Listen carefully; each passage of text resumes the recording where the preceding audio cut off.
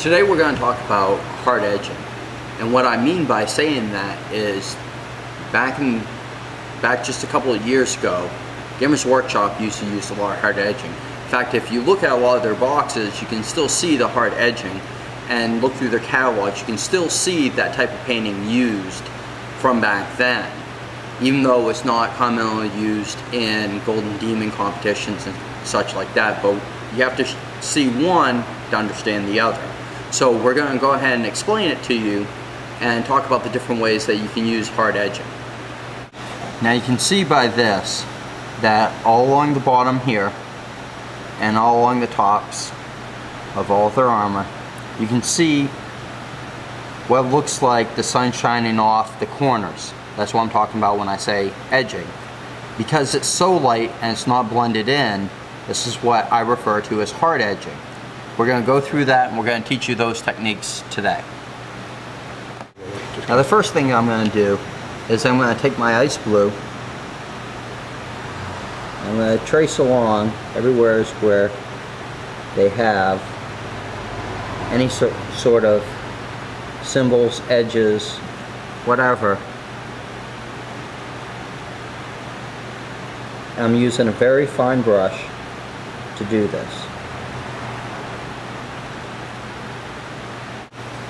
Okay, now as you can see, I've already flipped the miniature over, or the sprue over rather, so that I could work on the back. Now, part of the editing process that we do through here is sometimes we shut off the camera for one reason or another. In this case is because I kept on having to get better angles on to do this fine detail work.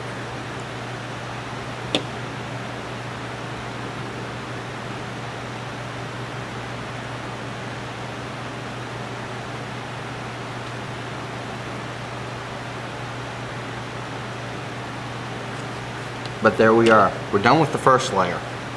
Now in this case, I want to do 3 layers.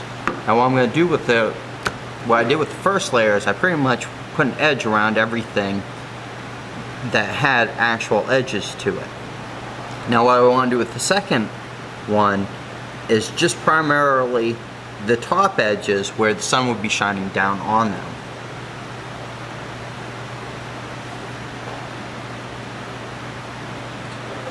So I used ice blue before.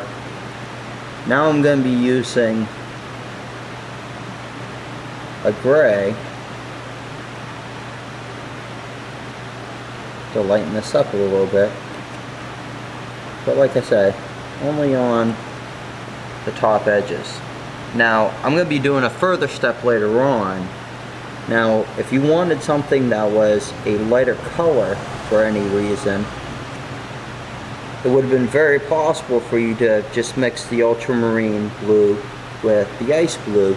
That way you could have gotten the exact color that you wanted in the end and done all this with just one layer.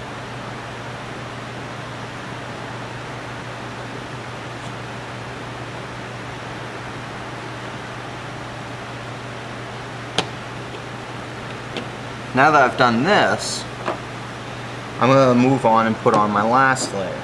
The last layer is going to be a skull white. Very bright in contrast to what I've been doing. But what I'm planning on doing with this is just going to be on the very, very edge.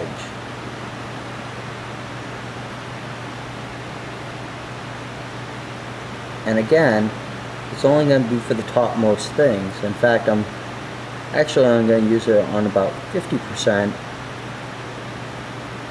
of what I had before.